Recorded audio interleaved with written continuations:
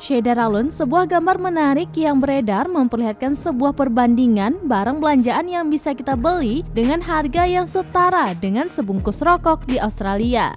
Pemerintah di sana menaikkan harga rokok sangat mahal untuk menekan angka perokok. Australia adalah negara yang menjual produk rokok paling mahal di dunia.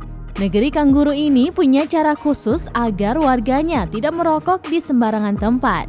Mengingat rokok sangat tidak sehat dan menyebabkan permasalahan kompleks pada tubuh, mulai dari kanker, jantung, dan penyakit lain dengan biaya kesehatan yang tinggi.